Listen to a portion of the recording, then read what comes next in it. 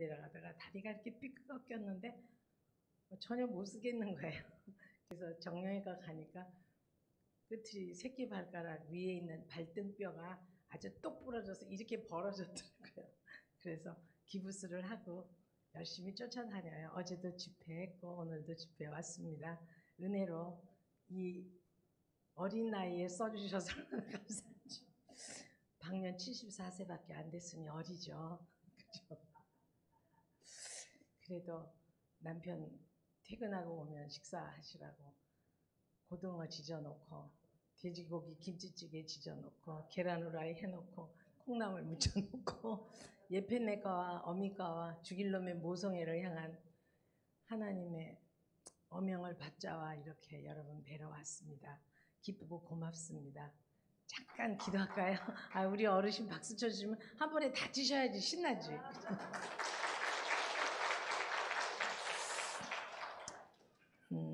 우리 목사님 기도하셨으니까 제가 그냥 할게요. 우리는 지금 여기에서 요한복음 11장 42절에서 44절까지를 늘 들어서 알던 구절입니다.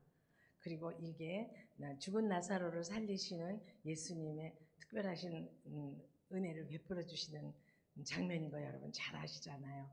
근데 이거를 가족관계에서 가족관계 심리학 또 가족관계 치료, 관계 치료를 할 때 내 마음밭을 다시 다듬고 그다음에 내가 말하는 말투를 생각해 보면서 살아왔던 날과 살아갈 남은 날들이 달라져야 되지 않겠느냐라는 생각을 가지고 이것을 한번 접근해 봅니다.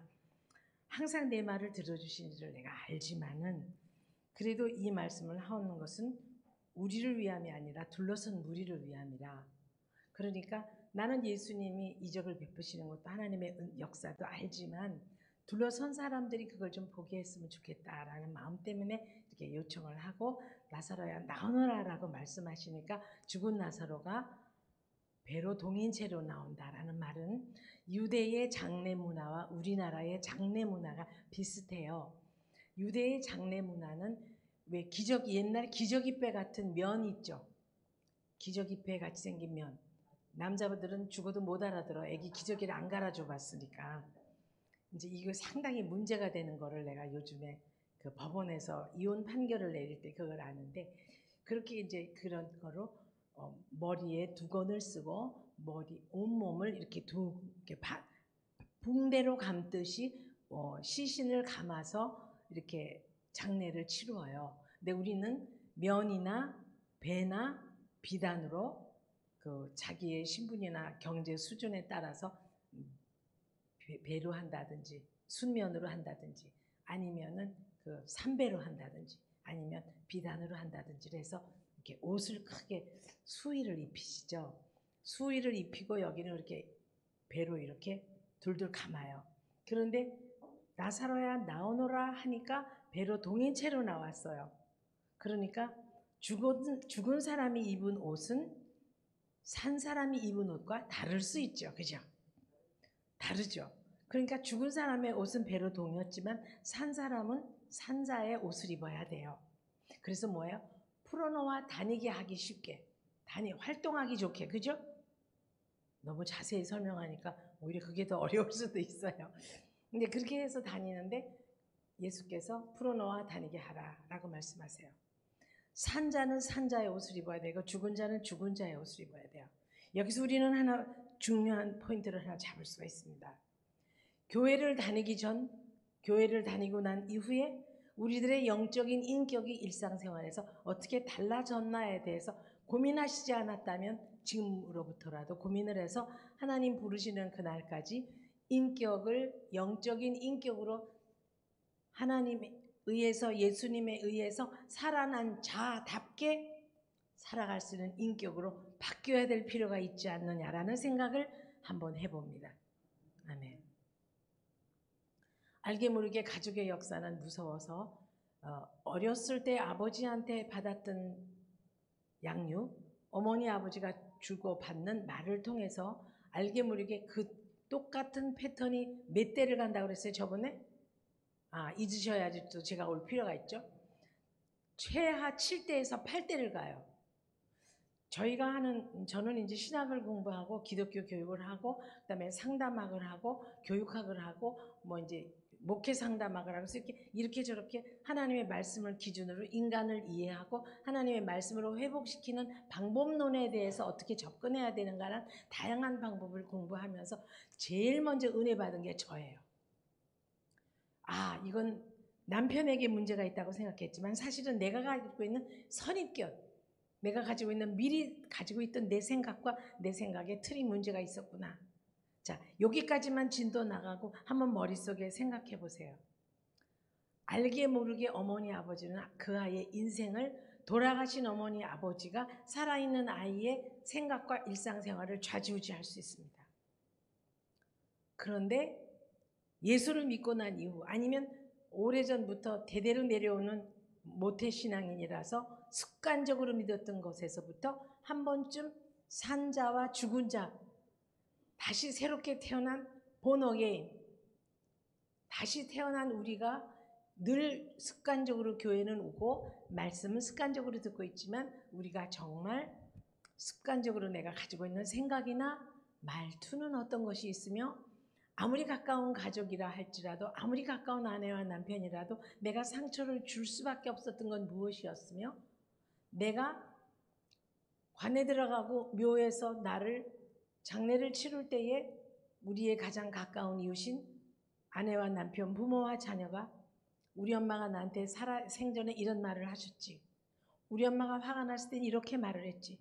우리 아내가 화가 나면 이렇게 표현하고 기분이 좋을 때 이렇게 표현했지. 그게 여러분 맨 끝까지 남는 감각이 지금 하늘나라 가는 사람에게도 끝까지 남는 감각이 청각이라고 그러죠. 그런데 우리의 인생에서 머릿속에 그리는 것 중에 모습으로도 그려지지만 평소에 하시던 말투, 이게 우리를 오랫동안 그를 향해서 기억하게 하는 것 중에 하나입니다. 그렇다면 제가 오늘 여러분 우중의 비를 뚫고 교회에 와야 하는 거 알고 열일 제쳐놓고 교회에 오시느라고 얼마나 바쁘게 오셨어요. 그리고 저는 또 이날을 위해서 기도하면서 여러분 만나 뵙기를 참 기쁨으로 준비하면서 내가 지식을 전하거나 말재주를 전하는 게 아니라 애통하는 심정으로 이 시대에 많이 상해가고 망가져가는 가정과 그중에 기독교인도 예외가 아니라는 것에 애통하는 심정으로 나누어야 되겠다라는 기도를 나름은 열심히 했겠죠. 그러니 우리의 만남이 얼마나 귀한 만남입니까? 형사상 민사상 죄가 있어서 죄라고 하는 게 아닌 걸 우리 알죠. 하나님 앞에서 정말 영적인 인격을 회복하는, 그리고 그것에 대해서 한 번쯤은 깊이 스스로를 향해서, 정말 스스로를 향해서 돌을 던질 수 있는 좋은 시간이 됐으면 참 좋겠습니다. 네. 자, 저는 막 계단을 내려오는데 평소에 제가 돌봐주지 않으면 안 되는 한 여자 교수가 계셨어요. 여러 가지가 많이 내 마음에는 미흡하지만 내가 우리 학교에서 왕언니예요. 연세를 보시나 따나. 또 오랫동안 그 학과가 개설될 때부터 제가 있었어요. 제가 개설을 다 했어요.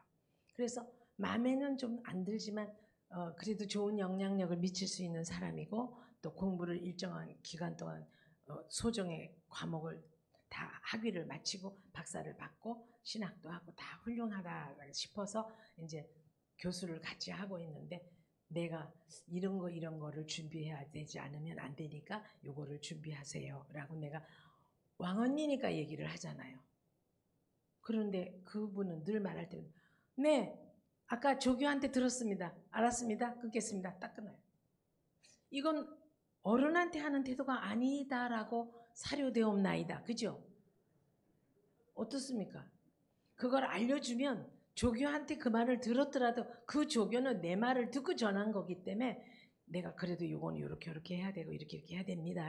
라고 말하면 예 알겠습니다. 아이고 예. 근데 두 교수님이 계신데 한 교수님은 늘 말을 하면 네 감사합니다. 미처 생각을 못했네요.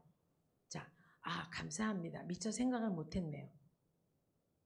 한 사람은 그렇게 말해서 감사합니다. 미처 생각을 못했습니다. 라고 문제의 소유를 저한테 문제가 있습니다. 내가 미처 몰랐습니다. 라고 자기가 미처 모를 수 있지만 그걸 인정하는 사람과 네 들었습니다. 알겠습니다. 탁 끊어요. 참 마음이 왜 이러지? 내가 뭘 잘못한 게 있나? 곱씹어 생각을 해도 내가 하는 말은 잔소리로 들릴 줄 몰라도 본인의 입지를 위해서 도와주는 거잖아요.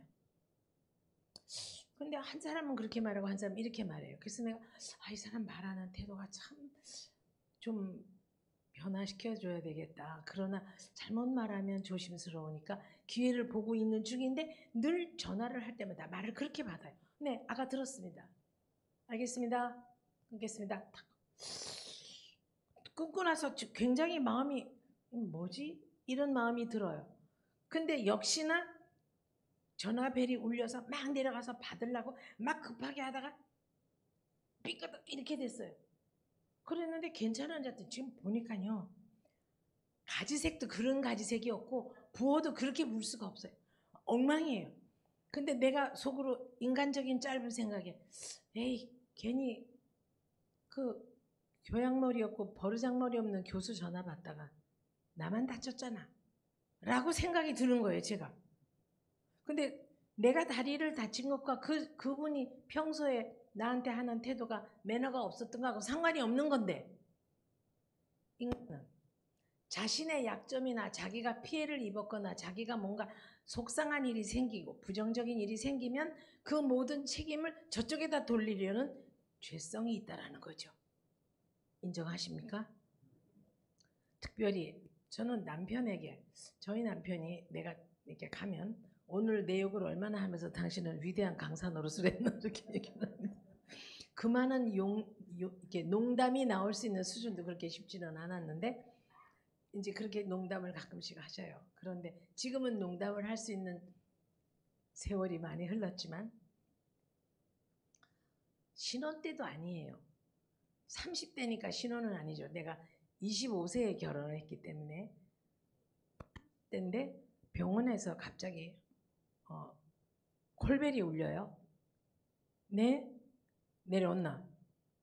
저요? 지금 내가 누구하고 전화를 하고 있노?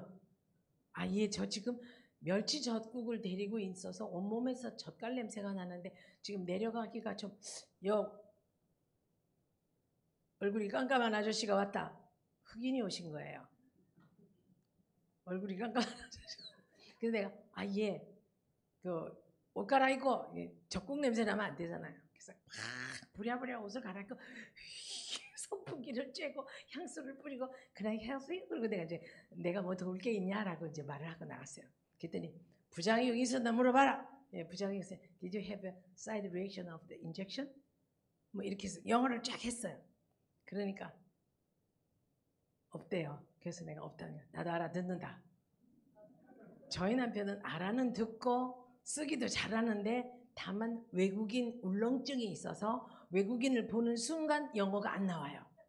근데 나는 무식이 용감해서 아무하고나 얘기를 잘하기 때문에 흑인이든 백인이든 파랗든 아무 상관이 없이 점 영어가 짧아도 해요.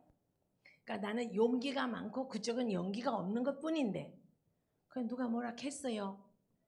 그래서 잘했어요. 그런데 그 분이 선교사님인데 앞발톱이 안으로 파고드는 거 알죠? 그럼 그게 되게 아파요. 그래서 앞발톱을 자르지 않고 가장 쉬운 치료 기법은 앞발톱이 아무리 자라도 그 자라는 걸 자르지 말고 앞발톱의 끝트리가 바깥으로 삐져나오게 하면 덜 쑤셔요. 내가 외과 의사 마누라가 돼서 알아요. 근데 그게 힘들면 어떻게 해야 돼요? 앞발가락의 앞발톱의 4분의 1을 잘라내는 수술을 해야 돼요.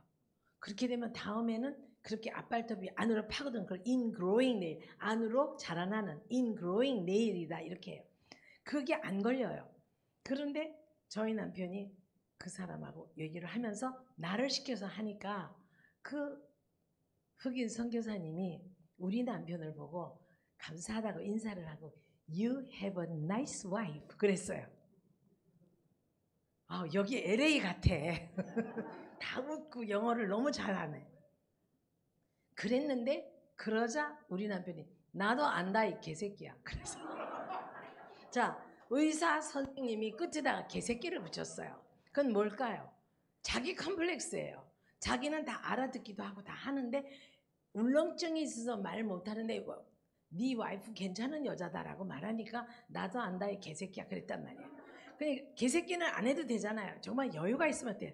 Yes, I know well. Thank you. 그러면 돼요. 그죠? 아, 나도 잘 알아. 우리 집사람 괜찮아. thank you. 고마워. 이러면 돼요. 근데 지금 마음에 뭐가 있어요? 열등감이 있거든요. 그 예편에는 말하는데 깜깜한 아저씨가 자기 와이프 보고 젊은 와이프 보고 괜찮은 여자라 크니 약간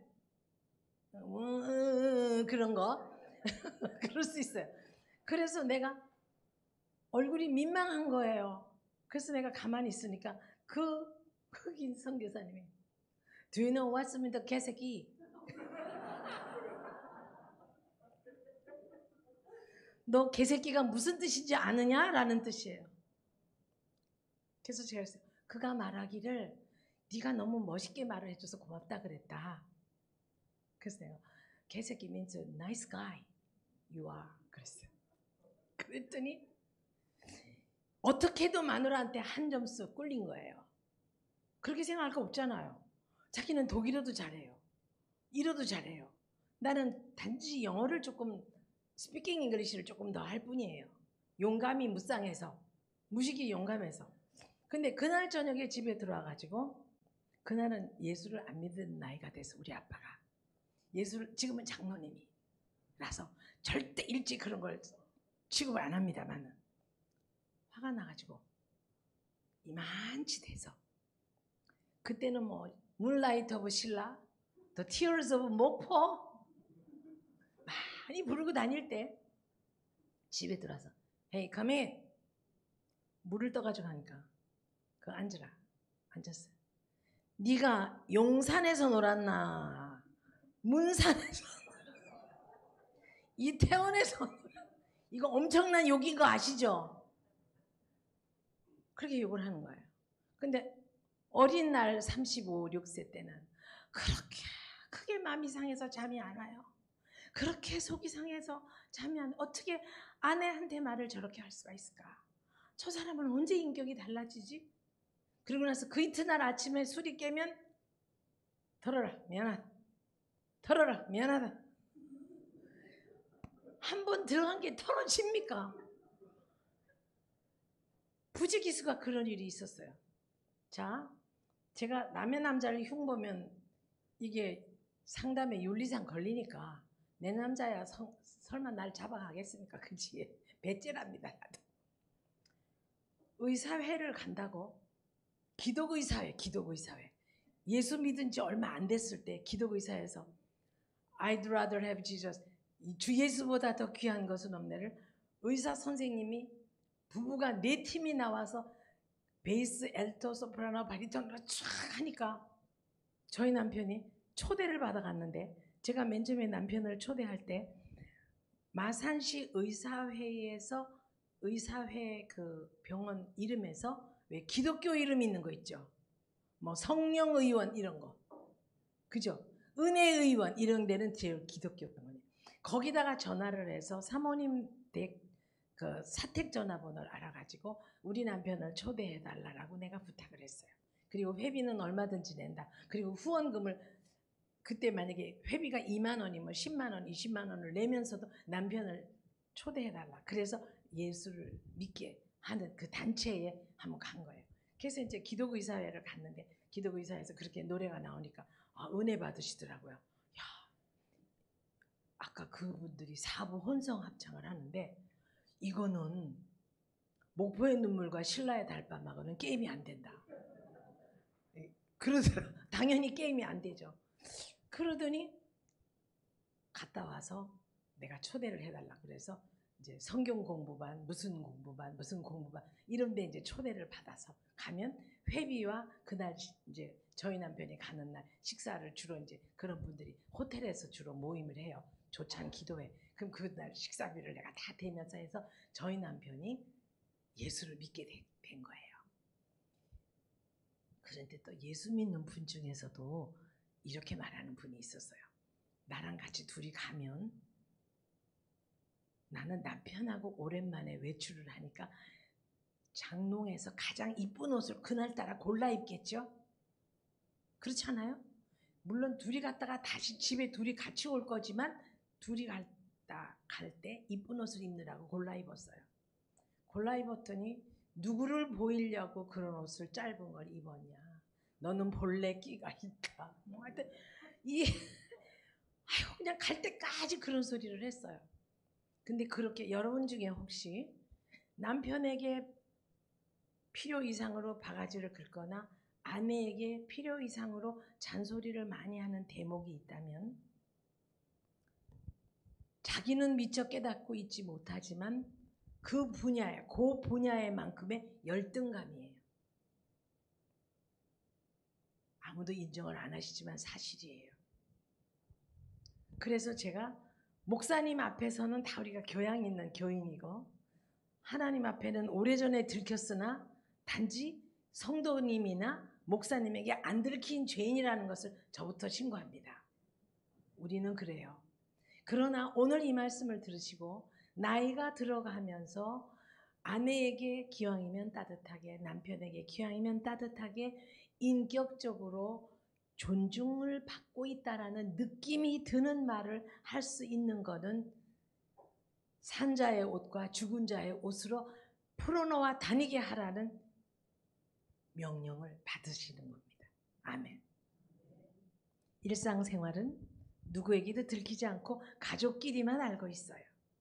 그러나 가족끼리 알고 있는 인격이 습관이 돼서 다음 때로 아이들에게 전승하면서 알게 모르게 기독교인 가정에서도 여전히 문제가 많아서 세상에 나와 있는 문제들의 48%는 기독교인의 문제라는 것을 우리는 고백하지 않을 수 없어요. 우리끼리.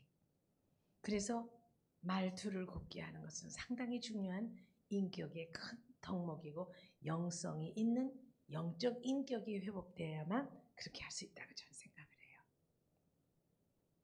그래서 같이 모임에 갔는데 어떤 똑같은 기독의사회 한 의사 선생님이 성형외과 의사 선생님이 있어서 여자 눈, 코, 입을 만져주시는 이렇게 이쁘게 이렇게 회복시켜 주시는 그런 일을 하시는 의사 선생님이 제가 잘 모임에 안 가서 모르다가 우리 아빠랑 같이 인사를 하니까 어이 김 박사 와이프 미인인데 그때 당시 지금 말고 코가 예술이네.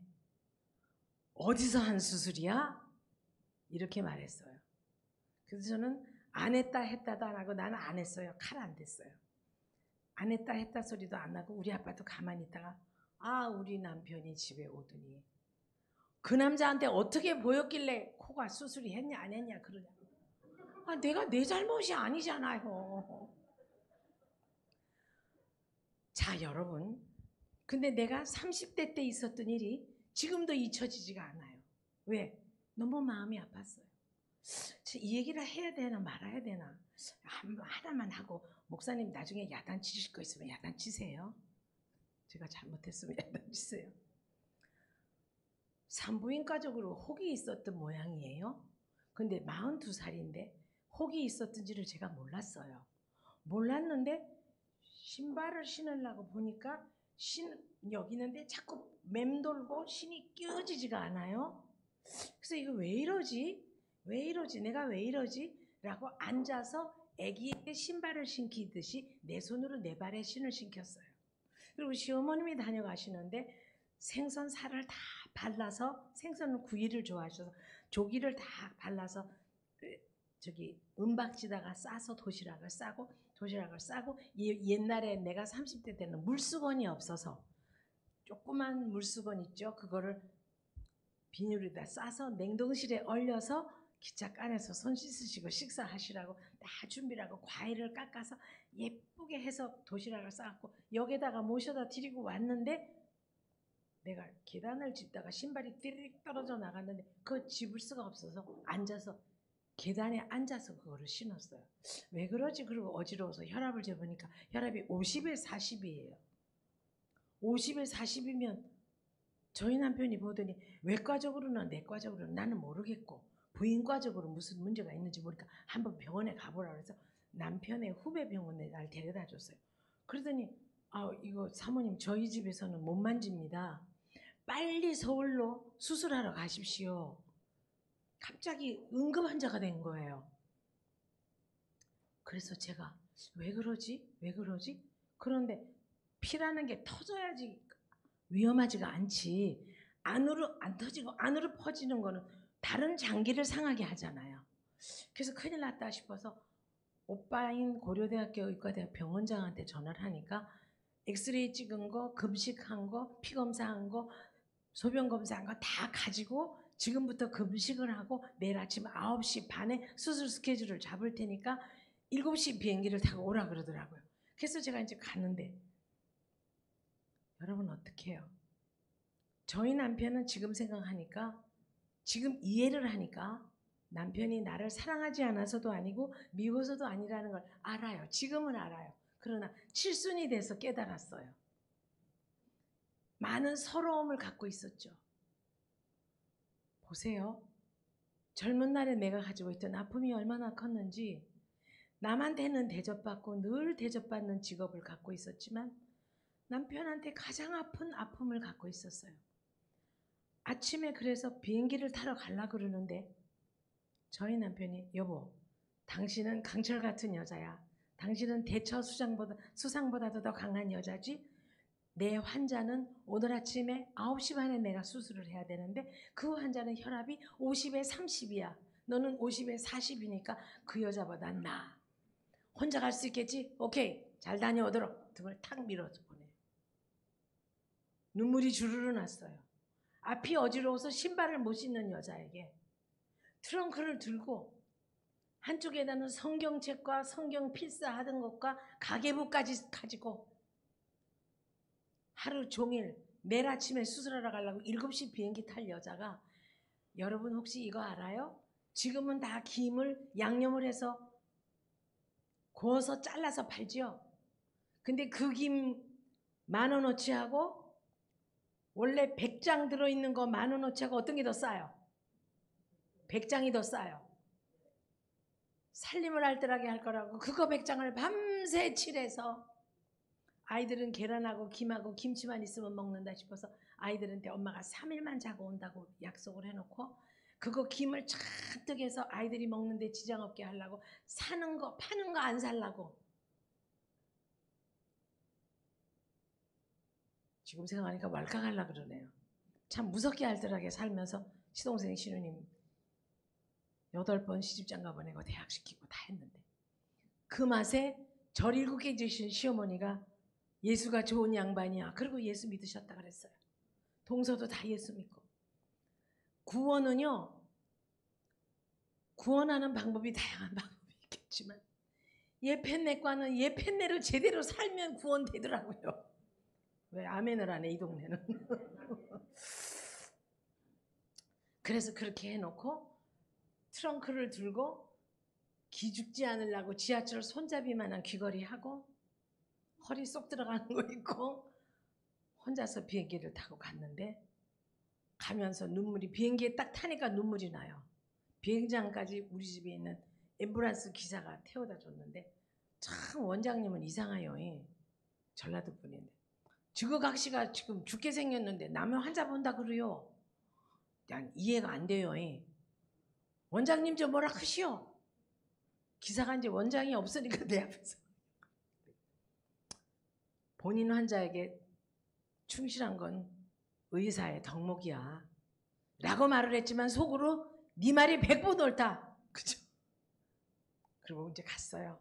갔는데 연락을 받고 오빠가 휠체어에 뭐 집 날아주는 사람의 전부가 입구에 딱 병원 딱 도착하자 택시가 딱 도착하자 딱 다 대기하고 있는 거예요. 그러자 짐을 이렇게 받아주고 나를 휠체어에 앉혀서 입원실에 갔는데 보호자 사인과 환자 사인으로 형사상 민사상 어떤 일이 있어도 이 일을 제기하지 않겠다는 걸 쓰거든요. 보호자 변명인 환자 변명인 썼어요. 원무과에서 보호자 안 오셨어요? 예, 제가 보호자입니다. 마음에서 왈칵왈칵 눈물이 나와요. 그리고 나서 이제 주사를 안정제를 맞고 수술실로 들르르 가는데 이 전등이 이렇게 지나가요. 내 단가가 지나가니까 눈물이 옆으로 이렇게 났어요. 눈물이 옆으로 이렇게 났는데 눈물이 나는 순간에 가슴을 들먹거리면서 울고 시작을 하고, 내가 만약에 이 신발을 도로 못 신으면 내가 가지고 있던 반지, 아이들 폐물, 돌 때 베길 때 들어온 거 전부 가져다가 새색시 얻을 때 더 넉넉하게 따뜻하게 해주되 우리 아이들한테 자랄 새색시를 얻어주시오. 하나님 부탁입니다. 하나님, 마음씨가 착한 여자를 우리 신랑에게 주세요. 라고 기도를 누워서 하고 눈물을 주르르 흘리고 가슴을 들먹거리고 우는데, 나를 이렇게 따라가던 내 주치의 의사가 잠깐 좀 서 계세요 라고 차를 단가를 밀던 아저씨들에게 잠깐 멈추더니 주머니에서 손수건을 꺼내서 한 손으로는 막 울먹울먹 울고 있는 내 가슴을 이렇게 누르고 한 손으로는 손수건으로 눈물을 이렇게 닦아주는 그 의사 선생님이 내 또래나 된 분이더라고요. 40대. 그분이 눈물을 닦아주면서 누가 그렇게 변영인 씨를 슬프게 했나요? 에이, 선배님 나쁘다. 선배님 떼찌! 울었어요. 뭐예요? 사람은 자기 마음을 읽어주는 것이 가장 큰 덕목이에요. 제한테 배운 이번에 석사를 마친 분이 어느 교회 장로님이신데 이제 새 신자들을 맞이하는 일을 담당하세요. 그분이 지난주에 왔던 새 신자인데 또 들어오더래요. 아이고, 이름을 외웠다가 누구누구지 반갑습니다. 어디 힘드세요? 얼굴이 안 밝아 보여서 기도 제목이 있나 봐요. 어떤 제목이 있으세요? 마음이 힘드세요? 그러니까 그 부인이 울더라는 거예요. 그러더니 그 부인이 동네 아파트에 5명을 데려왔대요. 이 교회는 사람의 마음을 잘 읽어주고 따뜻한 교회다, 이렇게 소문이 난 거예요. 그래서 그 장로님이 저한테 와서 고백을 하시더라고요. 그분이 나에게 누가 그렇게 변영희 씨를 슬프게 했나요? 에이, 선배님, 우리 남편도 의사라는 걸 알아요. 에이, 선배님 나쁘다. 선배님 뗐지? 1시간만 주무시고 일어나면 제가 이 동네에서 가장 건강하고 싱싱한 건강을 회복시켜 드릴게요. 이제 울음 뚝 그만하세요. 나는요, 하나님, 왜 우리 남자는 그러는데 저 남자는 저러죠? 하나님, 이건 어떤 차이지요? 내 마음속에 은혜가 덜 하더라고요. 더 비교가 되는 거예요. 수술을 끝나고 회복을 하고 병실로 왔어요. 내가 원장 동생이라는 것 때문에와 우리 남편이 똑같은 거기 출신 의사라는 것 때문에 온 병실이 꽃으로 뒤집어 썼어요. 쾌차를 빕니다. 쾌유를 빕니다. 신속히 치료되시기 바랍니다. 수십 개 그 사이에 수술하고 오니까 꽃다발이 가득 쌓였어요. 근데 그게 무슨 소용이 있나요? 누구만 있으면 되나요? 남편만 있으면 돼요. 남편이 아무 말도 안 하고 그냥 손잡아주면서 애썼다고 등만 만져주면 돼요. 여러분들은 어떠세요?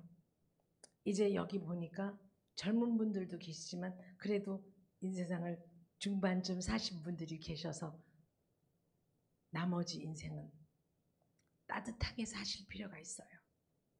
그래서 예수를 믿은 다음과 예수를 믿기 전과 달라져야 될 필요가 있어요. 그리고 그가 활동하기 좋도록 그에게 맞는 옷을 입힌다라는 것은 그의 성품과 그의 인격에 맞추어서 내가 맞춰줄 수 있는 것조차도 정말 성숙한 그리스도인이 해야 되는 가정생활이라고 생각해요. 그리고 아이들에게, 손주들에게도, 아니면 관연한 아들, 딸들에게도, 객지에 나갔다가 잠깐 온 아들, 딸에게도 애쓰지? 힘든 일은 없니? 아버지가 기도 제목은 나한테 말할 기도 제목 있니? 애쓰지? 힘들지? 야, 그 와중에도 거기 가서 이만큼 살아내는 게 어디냐? 넌 뭔가 대단한 데가 있어 라고 기왕이면 따뜻한 말을 해줄 수 있는 것이 여러분들이 오늘 저를 만나서 한마디라도 서로가 덕으로 배울 수 있는 일이라 라고 생각을 합니다. 마음으로는 다 알고 있고 마음으로는 짠하고 마음으로는 저 녀석이 애쓰지 아이고 저 딸아이가 애쓰지 알고 있지만 입술로 시인하여 구원에 이르고를 못해요. 우리의 문화가 유교 전통의 문화라서 교회는 열심히 나오셔도 즐거워하는 자들로 즐거워하고 우는 자들과 함께 울어주지를 못하는 게 우리들이 갖고 있던 일상생활의 문화라는 얘기입니다. 사랑하는 여러분, 정말 주 안에서 귀한 여러분, 여러분의 인생이 더 따뜻하고 부드럽게 입술로 표현하실 수 있는 거 아주 중요합니다. 입술로 시인하면 구원에 이른대요.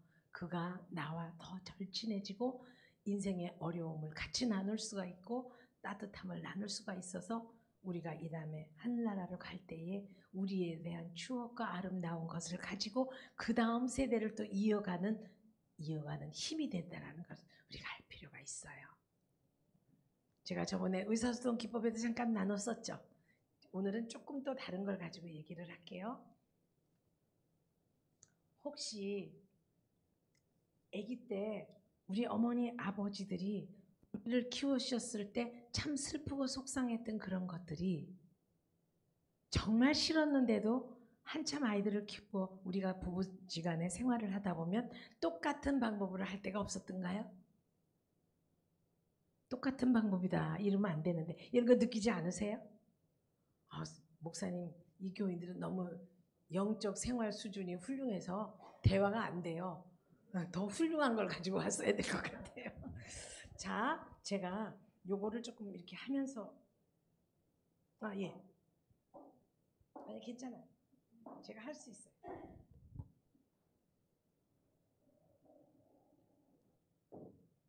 괜찮아요.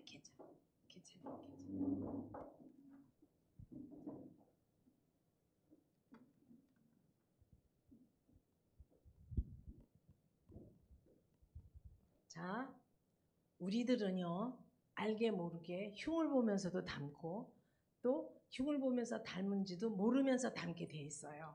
그래서 여러분 마음속에 내가 아버지로 어머니로 관연한 자식이든 어린 자식이든 손주든 누구든 나를 생각할 때 어떤 사람으로 기억하겠다 한번 머릿속에 상상해 보세요. 나를 우리 아이가 어떤 어머니로 알고 있을까? 나를 어떤 아버지로 알고 있을까?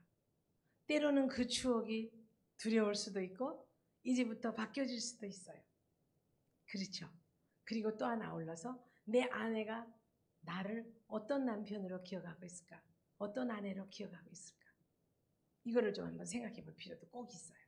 자, 이제 저희가 한 사람이 자라날 때부터 어떻게 해서 이런 결과를 갖게 되는가 요거를 한번 순서대로 제가 실수할까 봐 이렇게 적어갖고 왔는데 첫 번째 0세에서 1세 0세에서 그러니까 12개월이죠. 아기가 태어났을 때 첫 번에 엄마 아버지가 어떻게 말투를 하는가 부드럽게 말을 하는가 아니면 무뚝뚝하게 말하는가. 저는 그때 그 의사 선생님이 눈물을 닦아주면서 내가 울지 않도록 가슴을 막 벌렁거리고 우니까 이렇게 눌러주던 생각이 나서 그냥 그걸로 끝났는데 집에 그러니까 회복실로 다시 왔다가 입원실로 도로 돌아보니까 아무도 없고 나 혼자 와서 혼자 있는데 여기 있는 물을 좀 마셨으면 좋겠는데 아직 마취가 덜 깨서 손이 안 잡히는 거예요. 그래도 나한테 물 하나 떠줄 사람이 없었어요. 그랬는데 전화가 때리랭 와요.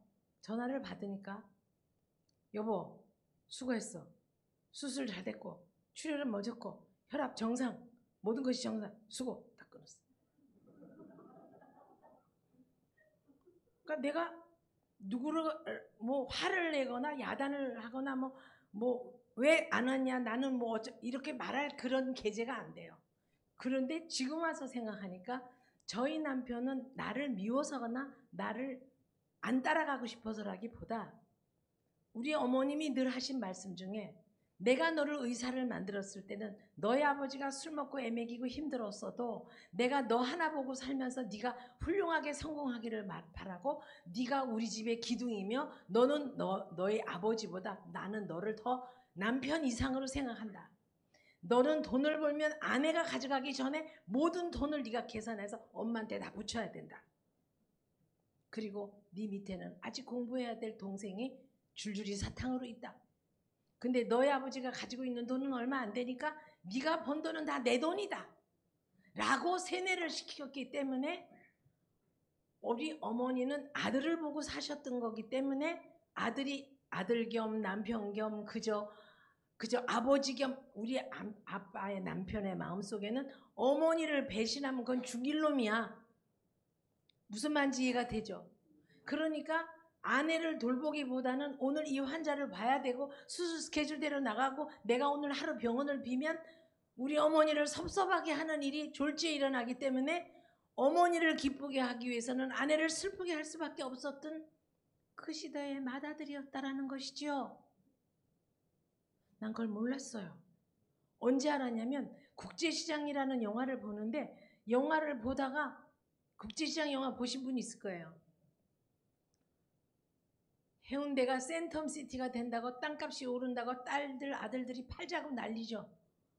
그러니까 뭐라 그래요?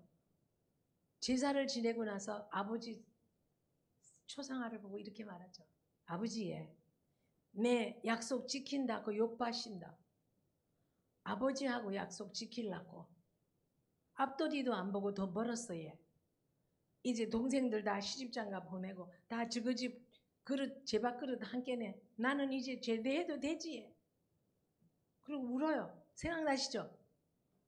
저희 남편이 그 장면에서 하고 무너지더라고요. 그때 알았어요. 이 남자는 내가 미워서가 아니라 어쩔 수 없이 맏아들이라는 큰 타이틀 때문에 맏형이라는 것 때문에 나를 어쩔 수 없이 내버려 둘 수밖에 없었구나. 얘다가 성격이 다정한 성격이 아니라 내가 이 공부라도 했으니까 이해를 하지요. 어찌 생각합니까? 맞지? 내가 이 공부를 안 했으면 왜 그걸 이해했겠습니까?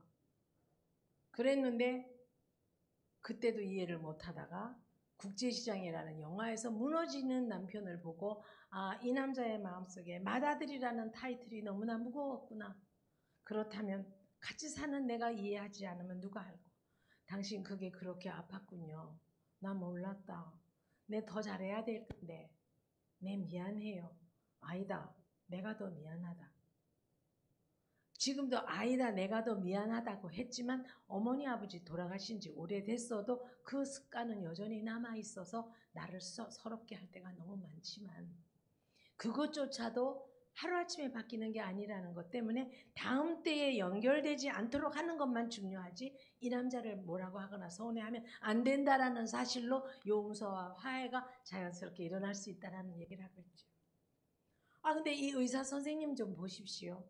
이 의사 선생님이 내가 원장의 여동생이니까 내 차트에는 VIP가 써 있습니다. 왜? 잘해줘야 되는 사람이지요. 마지막으로 퇴근을 한 바퀴를 돌아서 중요한 환자들을 한 번 더 들여다보는 예의를 지킬 뿐이에요. 근데 그분이 들어오셔서 내가 물그릇을 못 꺼내가지고 막 이렇게 해도 물컵이 닳까 말까 하니까 우연히 지나가서 똑똑 별일 없으십니까? 열 떨어졌습니다. 혈압 정상입니다. 자, 내일 아침에 뵙겠습니다. 무슨 일 있으면 응급벨 누르십시오. 그 말 한마디 하고 가려고 지나가다가 물컵을 못 잡아서 난리치는 나를 보더니 얼른 들어와서 물컵에다가 빨대를 꽂아서 내 물컵에 물을 먹여줬어요. 자, 아까 울 때 눈물을 그냥 씩 닦아주지 않고 차근히 닦아준 것도 내 마음에 와 닿아서 지금 마음이 힘든데 우리 남편하고 비교가 되는데 이 사람이 물컵까지 대줬어요. 그런데 또 이렇게 일으켜서 물을 먹어야 되잖아요. 그러니까 일으키려고 이렇게 하는데 침대가 또 안 올라가네요. 그래서 할 수 없이 그분이 자기 등을 대서 여기다 기대라 그러니까 내가 얼마나 황송하고 민망하고 그 다음에 우리 남편 얼굴이 왔다 갔다 하는 거예요. 우리 남편이 이걸 알면 큰일 났겠대. 야, 큰일 났겠네. 내가 왜 이 말 합니까? 그 말 그렇게 하고 나서 다음 다음에 아까 잠꼬대에서 회복실에서 회복 마취를 깰 때 내가 이러더래요. 당신은 진정으로 나를 이해하지 못해요. 당신은 진정으로 내 마음을 몰라요를 영어로 자꾸 하더래요. 내가. 그러니까 아마 내가 영어 박사 시험 치느라고 그때 열심히 하느라고 영어를 했지 누구 들으라고 한 게 아닌 게 습관이 된 거예요. 근데 또 영어 성경책 놓고 예수님은 이 집의 주인이시며 그런 사진 있잖아요. 그거 갖다 놓고 성경책 갖다 놓고 내가 입원실에 있었거든요. 그러니까 기독교인이냐 그렇다. 그런데 아까 영어를 뭐라고 막 말을 하던데 뭘 전공한 사람이길래 그렇게 영어를 하느냐. 자기는 버지니아 주에서 공부하고 미시간에서 공부했는데 어디서 공부했느냐. 나는 어디서 공부했는데 나는 올해는 못하고 방학 동안에만 가서 외국 가서 기독교 상담학으로 목회 상담학을 공부했다. 아 그러면 뭐 하는 사람이냐. 내가 상담학이다. 아 그러냐. 그러더니 그 사람이 열일을 제쳐놓고 집에 퇴근할 생각을 안 하고 내가 상담할 게 있다고 환자인 나에게서 참 여러 가지 했어요. 그래서 상담을 하는데 뭐라고 상담을 하냐면 우리 집사람은요 모 대학교 총장의 딸입니다. 나는 조그만 신문사의 말단 기자의 아들입니다. 제가 서울대학을 나왔고 또 다시 여기서 박사를 했고 미시간에서 공부를 했고 어디서 공부를 했고 많은 데서 공부를 했는데 자기는 너무너무 가난한 집 아들인데 대학교 총장의 딸이 외국에서 유학한 여자인데 자기하고 선을 봐서 결혼이 됐는데 아마 내 생각에 부잣집 따님이 가난한 집 아들을 보재기다 싸가고 간 것 같아. 뭔 말인지 알아들어요? 그래서 아마 그분한테는 남편으로서 이렇게 말을 잘 못하는 것 같아요. 그리고 너무 위생관념이 철저해서 남편이 퇴근하고 들어오면 짚는 발마다 유한 락스를 빤 걸레를 손에다가 장갑을 끼고 발 한 발짝 짚을 때마다 락스로 닦는데요. 그래갖고 들어와서 옷을 갈아입으면 옷 갈아입은 그 자리까지 다 닦고 그 옷을 세탁기에다 따로 소독하고 옷을 새로 갈아입어야만 자기하고 대화를 한대요. 얼마나 불편할까요? 그리고 한 번도 시댁에는 안 가고 5월 8일날 어버이날 자기하고 나란히 손잡고 가서 시어머니가 허리 굽으리고 밥상 차려주는 거 먹고 숟가락 딱 놓고 딱 돌아온대요. 이 여자를 어떻게 교육을 시킬 거냐고 나한테 물어요. 그래서 내 속으로 팔자가 다른 사람들은 이렇게 다르구나 그런 생각을 했어요. 그런데 그분이 나보고 그래요. 내가 이제 미국에 집회를 갔어요. 그 수술한 지 한 일주일 만에 휠체어를 타고 서부 전체를 돌았어요. 집회를 하느라고. 은혜교회도 가고 광신교회도 가고 뭐 많은 큰 교회를 다 가서 집회를 하는데 나보고 바하, 베토벤, 슈베르트의 원판 CD를 좀 사다 달라고 그러더라고요. 근데 그거를 사다 달라는 거는 사갖고 와서 만나면 줘야 되잖아요. 근데 내 생각에 느낌이 이분이 어린아기가 뭐 달라붙어서 나한테 무슨 얘기 들으려고 그러는 것 같이 잘못하면은 만나야 될 것 같더라고요. 그래서 내가 사올 자신이 없다. 내가 바빠서 못 산다. 그리고 거부했어요. 그런데 샀겠어요? 안 샀겠어요? 네, 샀어요. 샀는데 가져오질 않고 미국에서 그저서 붙여버렸어요. 안 만나야 되잖아요.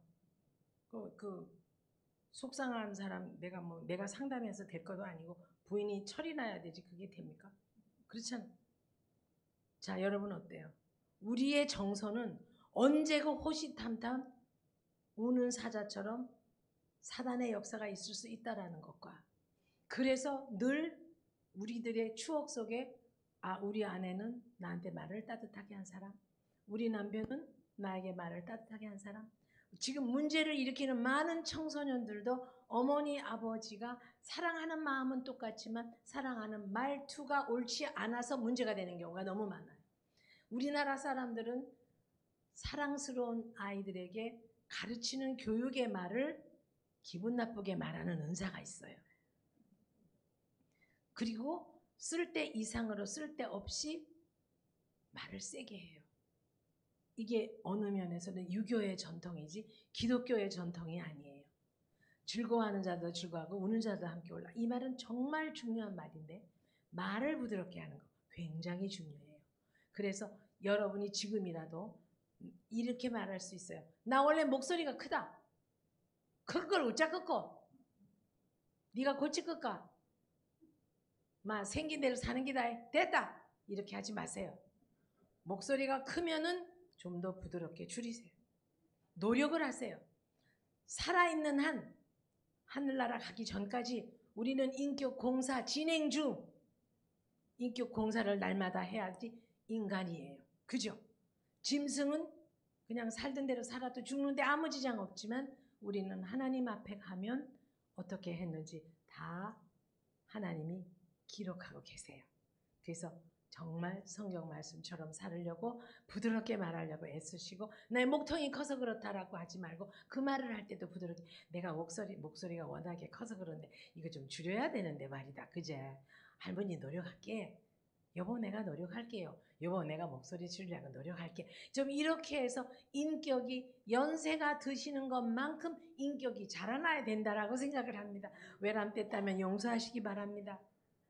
제가 많은 가정 문제를 돌보면서 이것을 내가 놓칠 수가 없어서 그래요. 내가 분명히 우리 남편이 나를 사랑하지 않는 거 알고 다 귀하게 생각하는 거 아는데 그 사람의 마음속에는 뭐가 더 귀해요? 우선순위가 맏아들이라는 거라는 거죠. 그렇기 때문에 아내에게는 미안하지만 툭툭한 말로 그렇게 할 수밖에 없어요. 그런데 그게 나는 젊은 날 내내 서운해서 평생 마음에 걸렸었어요. 그러다가 국제시장이란 영화를 보면서 용서가 되기 시작했다라는 말이에요. 나같이 시간을 낭비하지 마시고 부드럽게 말하는 거 노력하실 필요 있어요. 목소리가 좀 컸나? 미안. 조심해야 되는데 그게 잘 안 된다. 라고 자기의 문제를 입술로 시인하는 거는 정말 귀한 인격이에요. 마 됐다. 시끄럽다. 그만해라. 이렇게 하지 마세요. 그렇게 하지 마세요. 그렇게 하지 마세요. 아멘. 아멘. 우리 인격을 말로 나타내는 거 아주 중요해요. 저는 아무리 강조해도 지나치지 않은 걸 이걸 소통학을 가지고 이제 논문을 쓰면서 그걸 알았는데 자 0세에서 12세 때 어머니 아버지가 어떻게 부드럽게 대하느냐 엄마가 아버지하고 살다가 속상하면 아기의 기저귀를 다뤄주는 손끝의 힘이 달라요. 근데 하나님께서 우리를 신묘막측하게 지으셨기 때문에 아무리 0세 이제 막 갓난 애기라도 임신 4개월 태내에 4개월 된 아이가 바깥에서 엄마 아빠가 큰 소리를 낼 때 어느 누구가 더 나쁜지를 알아요. 기가 막히지 않습니까? 임신 4개월 된 태중에 있는 아기가 바깥에서 들리는 소리에서 목소리가 클 때 아버지 소리가 크고 엄마 소리가 작고 엄마 소리가 크고 아버지 소리가 작으면 큰 소리에 반응하면서 누가 더 나쁘다라는 걸 임신 태중에 4개월 된 아기가 알아요. 기가 막히죠. 7개월 임신 7개월 때는 바깥에서 하는 소리뿐만 아니라 내가 이 세상에 나갔을 때 이 세상은 살만한 가치가 있겠다 없겠다를 미리 좌절하는 거 희망을 갖는 거를 임신 7개월 때 해요. 정말 인간은 신묘막측하게 지어진 존재지요. 그래서 0세에서 12개월 1세 사이에 신뢰, 불신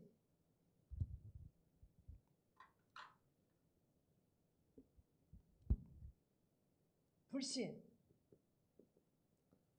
1년밖에 태어난 지 안 됐는데 이 세상을 살면서 희망이 있겠다 없겠다 그래서 외향적인 아이든 내향적인 아이든 그러니까 내성적이든 외성적이든 간에 아이가 우울하거나 슬퍼하는 거거나 아니면 씩씩하게 어려운 것도 잘 이기고 내나는 1세 안에 결정이 돼요. 참 무섭죠. 이걸 오랫동안 연구자들이 통계를 내서 이렇게 발표를 한 거예요. 여러분 지금이라도 늦지는 않아요. 다 큰 아이라 할지라도 다 큰 손주라 할지라도 외지에 나가 있는 아들, 딸, 며느리라 할지라도 어떻게 지내? 괜찮나?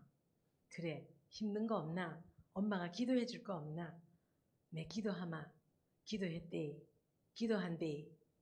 이렇게 해서 부드러운 말투로 우리가 주었던 상처가 혹시 있다면 지금이라도 우리가 눈 감기 전에 상처 치유해서 마지막 인생을 보내고 그 아이들도 나머지 인생을 살도록 도와줘야 될 필요가 있어요. 아멘?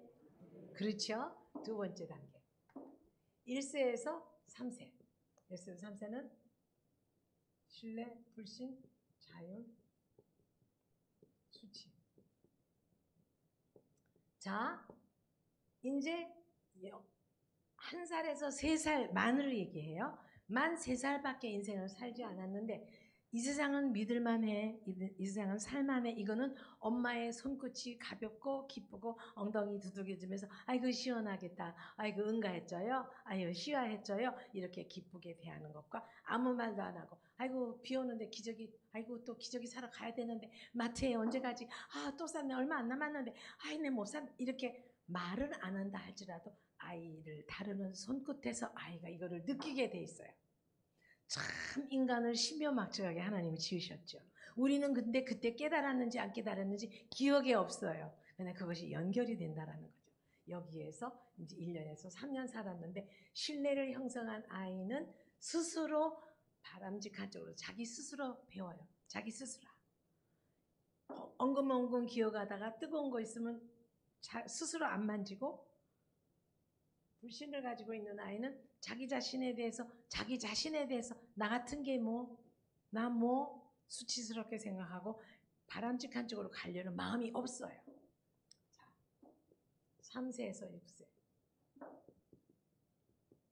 솔선성대 죄책감. 자, 뭡니까? 만 3세에서 6세면은 어린이집에 갈 나이예요. 그죠? 유치원에 갈 나이예요. 이럴 때 신뢰가 형성되고 자율이 형성되면 솔선해서 뭘 해야 되겠다라고 생각을 해요. 그러나 불신, 수치, 뭐든지 죄책감을 가져요. 죄송하지만 오해하지 말고 들으세요. 혹시 집안에 요즘 시대에 어쩔 수 없이 이혼하실 수밖에 없는 가정도 있을 수 있어요. 근데 그분들에게 상처 드리려고 한 말 아니에요. 경각심을 가지고 그렇지만 그래도 조심해야 되겠다는 말씀을 드리는 겁니다. 3세에서 6세 사이에 어린이집에 가고 유치원에 갈 만한 나이에 어머니나 아버지가 이혼을 하거나 목소리가 커서 만날 싸웠으면 목소리가 커지고 싸우면 자기 자신의 모든 인생에 있어서 모든 문제를 내가 다 뒤집었어요. 나 때문이야. 엄마 아빠가 이혼한 것도 양치질 제때 안 해서 그래. 어린이집에 빨리 가라 그랬는데 빨리 안 가서 그래 라고 아이는 아무한테도 말을 안 하지만 아이의 심중의 깊이에는 모든 문제는 나한테 있어. 내가 재수없는 아이고 내가 못된 아이고 내가 나 몹쓸 아이야 라고 다 뒤집어 쓰는 죄책감을 가져요. 여러분 이 가정을 향한 공부가 얼마나 할 게 많고 가정을 향한 게 얼마나 우리가 일상생활을 보통 살았지만 얼마나 죄를 짓기도 하고 얼마나 지금이라도 바꿔질 수 있다는 걸 여러분 아시고 우리 목사님이 부족하지만 저를 불러다가 이렇게 은혜를 나눌 수 있는 건 이런 마음 때문이에요. 자 빨리빨리 진행할게요. 제가 빨리 끝낼게요 목사님. 자, 6살에서 12살은 초등학교 학생 그죠? 요때는 뭐예요? 솔선성을 형성한 아이는 근면성. 자, 그 다음엔 뭐예요? 이거 저번에 안 했죠? 분명히. 네. 죄책감을 가진 아이는 열등감을 가져요. 열등감 뭐예요? 아침에 일어날 때 막 깨우면 남편들 출근할 때 깨워도 얼른 못 일어나면서 5분만, 2분만 이러는 분, 학교 가는 아이들이 2분만, 3분만 이러는 아이들 다 뭐예요? 학교를 가야 재미가 없고 회사를 가야 재미가 없어요. 왜? 열등감이 심해요. 나는 남보다 뒤떨어져. 난 남보다 못났어. 라는 마음을 갖게 돼요. 왜요? 엄마 아버지가 다정하게 말하지 않고 싸우고 시끄럽게 말하고 마음을 아프게 하면 이것이 이렇게 길게 연결이 되는 아픔을 갖게 되는 거예요. 여러분 이거를 좀 미리 고등학교 때쯤 배웠으면 얼마나 좋았어. 난 우리 교육부가 이거 좀 빨리 개선돼야 된다고 생각해. 그렇지만 뭐 내가 교육부 장관이 아니니까. 12세에서 23세까지 한 22세 자, 정체성. 나는 누구이다. 나는 어떻게 살아야 된다. 요때가 사춘기죠. 사춘기. 만이니까 13살에서 뭐 22세 대학교 한 1, 2학년까지. 정체성 대 역할, 혼미. 역할을 어떻게 해야 될지를 몰라요. 자, 텔레비에 나오는 애들 흉내내고 춤추고 모양내고 거기다가 종이약 갖다주고 선물 갖다주고 팬클럽 쫓아다니는 애들, 그 애들을 다 나쁘다고 하기는 좀 그렇지만 자기가 누구이고 어떻게 살아야 되는지를 사춘기 때 결정해요. 에이브라함 링컨도 마더 데레사도 다 16살 때 인생을 이렇게 살지 않아야 되겠다라고 마음을 먹었어요. 저는 어렸을 때 엄마가 나보고 아버지하고 싸우시면서 말대가리 같은 계집애라고 나 별명이 말대가리였어요. 그래서 지금도 이걸 내리고 다닌다 그랬잖아요. 이거 놀면 이게 얼굴이 길어져 보일까 봐. 그리고 저는 가수 중에서는 이문세를 제일 좋아해요. 자, 그런데 정체성, 내가 누구인지를 나는 이때 사춘기 때 누구를 생각했냐면 엄마, 아버지 역할을 잘하는 사람은 어떻게 말해야 되고 어떻게 아이를 키워야 되는지를 가르치는 선생님이 되고 싶었어요. 나보고 자꾸 말대가리라 그래서 엄마는 별 뜻 없이 한 말이지만 권사님이거든요. 교회 꽃장식도 제일 많이 한 당번이. 그런데 나를 볼 때마다 말대가리라 그러고 오빠는 엄마가 당근만 썰면 나갔다 주면서 뭐이 먹으라 그러고 상처가 많았어요. 그래서 나는 이 다음에 내가 이런 걸 가르치는 선생님이 돼야 되겠다고 생각을 했는데 끝내 그 꿈을 하나님이 이루어 주셨어요. 참 감사한 하나님. 그죠? 자, 6번째 단계. 22세에서 35세까지 친밀감. 그 다음에 고립감. 이게 무슨 말인가? 자, 22세에서 35세는 청년기예요. 맞죠? 청년기. 결혼을 나는 연애들 하기도 하고 데이트도 하기도 하고 결혼을 준비할 때예요. 이럴 때는 뭐냐면 친밀감을 형성하면서 누구와 친해지는 걸 배워요. 그 다음에는 그게 안 되면 뭐가 돼요? 외로워져요. 여러분 죄송하지만 절대 흉보려고 하는 거 아니에요. 우리가 이혼도 할 수 있고 문제가 있어서 그럴 수 있어요. 그러나 다음 때 아이들을 위해서 아버지 흉을 너희 아버지는 이래서 나빠서 이혼했다고 하기보다 너 아빠나 엄마는 너를 사랑하지만 엄마하고 잠시 같이 있을 수 없는 사연이 있어서 그러고 이 다음에 네가 어른이 되면 그때 가서 말해줘도 네가 이해가 될 거야. 지금 이해가 잘 안 돼. 뭐 이런 식으로 해서 상대를 나쁘게 폄하하는 일을 절대 얘기하지 않아야 돼요. 폄하를 하면 좋은 남자, 좋은 여자를 볼 수 있는 안목이 자라나지가 않아요. 아버지의 상처로 어머니의 상처로 머물러 있어요. 자, 청년 때 친밀감을 이때 형성해야 돼서 결혼을 해야기도 가정을 만들기도 하는데 이때 고립이 돼요. 외로워요. 그래서 여기 혹시 올드미스나 올드미스타가 계시면 물론 특별한 뜻이 있어서 그러시는 분들도 요즘은 많아서 다 여기에 해당되지 않지만 내가 누구에게 친밀감 형성을 위해서 나를 좀 내려놓거나 상대를 위해서 좀 먼저 내가 먼저 손 내밀지 못하고 찬송만 부르지 말고 좀 적극적으로 남에게 도움이 될 수 있는 일을 할 수 있지는 못할까. 이런 것도 생각해 볼 필요가 있고 아마 내가 어디쯤에서 상처가 있어 그러나 보다 이렇게 생각할 수도 있어요. 자, 얼른 진행할게요. 7번에는 35세에서 55세 생산성 그 다음에 생산성 대 그 뭐라 그러죠? 생산이 안 되는 걸 뭐라 그러죠? 비생산성. 좋아요. 자, 35세에서 55세 사이는 숟가락이 2개에서 하나가 3개에서 4개 되고 4개에서 5개 되고 살림도 늘어나고 하다못해 살림살이가 늘어나기도 늘어나고 뭔가가 자꾸 생산이 돼서 사회의 중진의 역할을 하게 되는 때가 이때예요. 자, 이때 생산성이 안 되면 비생산성. 자, 침체성이라고도 해요. 뭔가가 제대로 되지 않을 때 예를 들어 아내와 남편이 직장을 잃게 돼서 여자가 대신 나가서 일을 하게 될 때도 그래서 침체되지 않도록 뭘 해줘야 돼요? 격려를 도와줘야 돼요. 그래서 내가 어려웠을 때에 아내가 했던 따뜻한 말 속상하지만 속상한 말보다는 좋아질 수 있을 거야. 언제나 먼저는 좋은 말부터 해야 돼요. 나중에 꼭 필요한 말은 하지만 앞에는 좋은 말부터 해야 돼요. 뭔가 하나님의 뜻이 있겠지. 당신이 노력한 거 알아요. 힘들어도 여태까지 잘해왔어요. 난 당신이 여태까지 애쓴 걸 알아요. 라고 아내가 됐든 남편이 됐든 따뜻하고 부드럽게 말해주는 것이 먼저 된 다음에 그러나 이건 좀 염려가 되지요. 우리들이 시간을 놓고 기도하지요. 난 당신이 끝내 이겨낼 줄 알아요. 라고 끝내 그에게 점수를 주는 말을 하는 게 우리의 인격이에요. 아멘? 남자든 여자든 일리가 있지요?